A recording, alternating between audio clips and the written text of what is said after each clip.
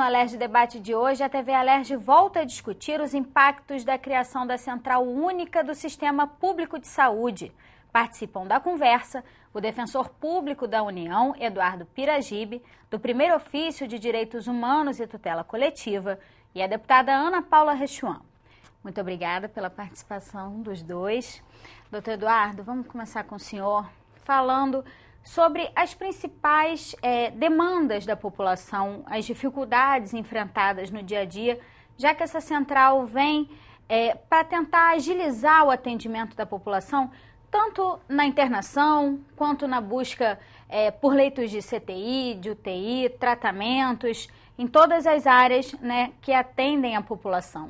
A Defensoria Pública da União, ela tem de demandas que elas variam a sua natureza de acordo com a região do país. Nós atendemos o país inteiro, né? Aqui no Rio de Janeiro, no âmbito da saúde pública, especialmente, a procura é muito grande, é crescente a procura, é grande e crescente, né?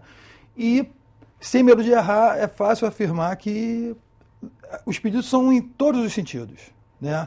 Desde medicamentos, passando por simples consultas ou exames, algo que deveria estar ao alcance da mão do cidadão, sem ter que mobilizar outras estruturas da administração pública, né, como é a Defensoria Pública, como eventualmente será o Judiciário, né, mobilizado, né, chegando até situações muito mais complexas e dramáticas, como intervenções cirúrgicas de alta complexidade, às vezes até de baixa complexidade, mas sem intervenção da Defensoria junto ao Judiciário, essas cirurgias não são realizadas, chegando a tratamentos oncológicos, enfim, é muito sortido realmente, né? É porque a gente vê essa demanda mais urgente, que muitas vezes é divulgada até pela imprensa, de um leito de CTI, porque a pessoa está na iminência de morte ou precisando de um tratamento mais crítico, mas também um exame que pode levar 6 meses a 1 ano e às vezes a pessoa precisa recorrer para tentar agilizar isso. Acontece com muita frequência ainda, infelizmente, esse tipo de coisa, né? A gente, naturalmente, fica muito mais tocado com esses casos que são dramáticos, que é uma questão de vida ou morte, né? Mas às vezes um exame que é singelo, embora essa simplicidade desse exame seja patente, ele pode ser de uma importância capital para o tratamento que a pessoa receberá, porque você depende de um diagnóstico, né? Então, às vezes, é uma coisa tão pequena, que não custa tanto para os cofres públicos, e a gente tem que despender esforço de agentes públicos, né? Estamos gastando dinheiro enquanto isso, com outras atividades estatais que não são a prestação direta de saúde pública, né? Para que isso seja atendido, e às vezes, com o passar do tempo, de maneira que a medicina não consegue dar uma resposta eficiente, né? É uma pena.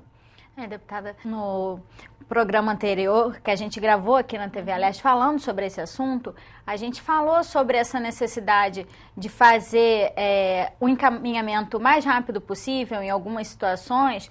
Por exemplo, a gente falou sobre a questão da radioterapia, mas como o doutor Eduardo está falando, às vezes até um exame simples, que pode levar a um diagnóstico, se você não espera um tempo maior, o tratamento pode ser mais simples, menos oneroso também para o Estado, né?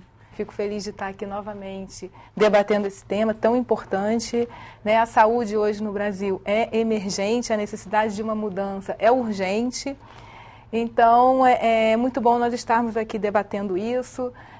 Realmente, a saúde ela é feita em 3 elos, né? O elo municipal, o elo estadual e o federal. Se essa engrenagem não caminhar juntamente e falhar, né, em algum momento, quem vai sofrer é a população, né? Então, ela é dividida em que, teoricamente, a prevenção, que é a saúde, deve ser oferecida pelo município, né? E o nível já de média e alta complexidade dividido entre o Estado e o governo federal. O governo federal fica com a alta complexidade. Se alguma coisa nessa engrenagem não funciona, que é o que nós vimos hoje, você acaba sobrecarregando os municípios, né? E o cidadão, com isso, deixa de ter o atendimento. Então, o município acaba tendo que prestar o atendimento de maior complexidade e a saúde, que é a prevenção para não ter doença, acaba tendo falhas. Então, assim, nós temos essa central de regulação, chega num momento importante, né, isso para regular as vagas que nós temos disponíveis hoje, mas na realidade o número de pacientes nas filas que nós vimos hoje, o número de pessoas que não conseguem ter esse atendimento é muito maior do que o número de vagas que nós temos disponíveis. Mesmo que haja essa regulação eficiente, ainda assim vai existir uma demanda. Sim, mas é importante que esse trabalho comece para que nós saibamos a real necessidade de investimento na nossa saúde. Então, já é um caminho, né? Vai se começar por procedimentos de alta complexidade, que é a gestação de alto risco, hemodiálise, né? Um paciente que precisa fazer hemodiálise, o que é isso? É como se fosse um rim artificial. Se ele ficar uma semana sem fazer, isso é iminência de morte, porque o sangue dele não é filtrado, né? Assim como é iminente um paciente que tem câncer ter direito à radioterapia, né? Então, isso também é uma urgência. A gestação de alto risco também, porque se essa mulher não tiver direito a uma estrutura ideal, 2 vidas vão ser perdidas, a dela e a do seu filho. Né? Então, e a questão da hemoterapia, da questão do tratamento hematológico, né? Que nós também temos aí uma urgência em todos esses sentidos. Mas, como nós já comentamos anteriormente, nós temos hoje uma necessidade em todos os níveis, inclusive nas internações clínicas, na realização de alguns exames, né? Tem alguns municípios menores que eles não têm os exames básicos. Tem municípios que não têm hemograma, né? Então, toda essa discussão em cima da saúde, eu espero que venha contribuir em todos esses níveis. Mas eu fico também feliz que já está havendo uma articulação, não existe esse modelo no Brasil, né? Então, um modelo que está se iniciando no Rio de Janeiro, né, que com 20 médicos para se analisar a demanda que chega, mas nós sabemos também que ele vai ter que se ampliar e muito para realmente atender a demanda que nós temos aí. Doutor Eduardo, o que o senhor percebe como as principais, os principais benefícios que esse sistema pode trazer para a população? O senhor que lida principalmente com essa demanda dos hospitais federais, por exemplo, e às vezes a pessoa é encaminhada para um determinado hospital, podendo ir para outro, ou não é encaminhada para hospital nenhum e havia uma vaga já existente? A primeira coisa que a gente tem que dizer é que a atividade regulatória no âmbito da prestação da saúde ela é de crucial importância, né? Evidentemente, ela por si só ela não vai resolver nada, ela não é, né, um bálsamo que vai resolver todos os problemas de saúde que nós temos. Agora, ela é um instrumento imprescindível para que nós tenhamos uma prestação de saúde eficaz e, tanto quanto possível, econômica. Quer dizer, que nós não desperdicemos os recursos públicos, que são escassos e, pelo jeito, cada vez mais. Porque a gente precisa saber, efetivamente, como a deputada bem disse, quais são qual é a nossa potencialidade instalada de atendimento. Isso é uma coisa que, por incrível que pareça, a gente não sabe ao certo.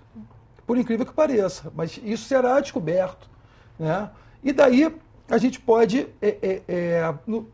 ter uma programação para enfrentar as demandas que vêm para o futuro, né? A gente pode, com esse instrumento, trabalhar para romper esse ciclo que vem histórico, né? A gente tem esse problema desse tamanho porque ele vem de gestões passadas, isso vem de muito longe, então realmente isso não vai ser resolvido de uma hora para outra.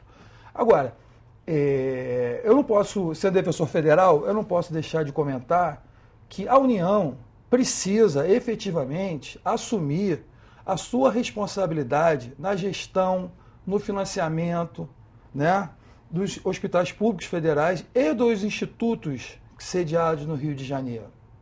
Porque o que a gente vê, porque isso gera uma sobrecarga muito grande, a falta dessa atenção a essas unidades hospitalares acaba gerando uma sobrecarga muito grande nos outros níveis. E é muito triste, porque é o nível mais alto, de complexidade mais elevada, e jogando para baixo, quer dizer, não vai haver atendimento, não vai ter escapatória, né? Então, a gente tem assistido que os hospitais federais, todos eles, infelizmente, não tem um hospital federal no Rio de Janeiro que a gente possa dizer, olha, esse aqui é a exceção que confirma a regra. Infelizmente. Porque a realidade de todos eles é a seguinte, é carência absurda de pessoal. Necessidade de contratação para ontem. Falta gente em várias, não vou dizer todas, mas em várias especialidades em todos os hospitais federais. Né? Não adianta a gente ter um sistema regulatório que diga que nós temos leitos aqui ou acolá, se a gente não vai ter os profissionais para acolher as pessoas que vão ficar nesses leitos. Né? Então, a União tem que assumir essa responsabilidade. E tornar atrativo também esse cargo, essa função, para que esses profissionais isso já é uma outra ordem, encaminhem para esses locais. Isso já é uma outra ordem de problemas, mas que ela existe também, porque o profissional da saúde, que é servidor público, ele não fez o concurso para ser mártir, para ser salvador da pátria, para ser herói nacional. Ele não fez nada disso, né? Ele tem que ser tratado como um profissional, alguém que vai lá, claro, ele é servidor público, né? Se a pessoa faz opção por ser servidor público, tem que ter ciência de que o que pode almejar, né, é uma estabilidade. Se for a pessoa com uma ganância um pouco mais exacerbada, vai trabalhar em iniciativa privada. Mas é que haver um mínimo de reconhecimento da relevância desses profissionais para que os novos médicos, né, que vão se formando, eles venham para o serviço público. Tem que ser melhor remunerados. Né? Esse discurso não profissional, esse discurso calcado apenas no amor à medicina, ao altruísmo, né, ao amor ao próximo. E nem só a medicina, né? Também todo o corpo técnico do hospital, os enfermeiros, os auxiliares que também precisam desse reconhecimento. Com certeza. E os últimos dados que nós temos é o quê? Que apesar, e o gasto, o que ele colocou com relação à utilização do dinheiro público é que também muito me incomoda. Porque hoje o que nós temos nos hospitais federais é que nos últimos 6 anos houve uma redução de internações.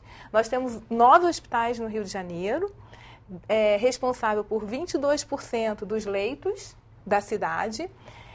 Só 2 hospitais, um hospital, na realidade, o Hospital de Ipanema, ele aumentou o número de internações. Os demais, houve diminuição, alguns com diminuição de quase 50% na internação.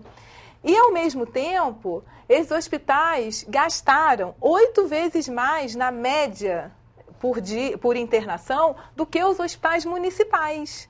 Né? E o que acontece? Os hospitais municipais ficam aguardando o leito no Hospital Federal, que é onde tem o tratamento mais complexo, esse paciente piora, e aí é que vem aquela necessidade dos leitos de terapia intensiva.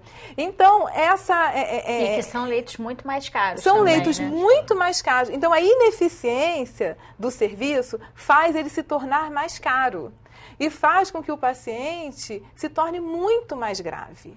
Né? Então, realmente, também não é só falta de dinheiro, é falta de gestão. Deputada, eu vou te pedir um minutinho só para a gente fazer o intervalo e volta falando sobre esse assunto no próximo bloco. É só um minuto, a gente volta já já.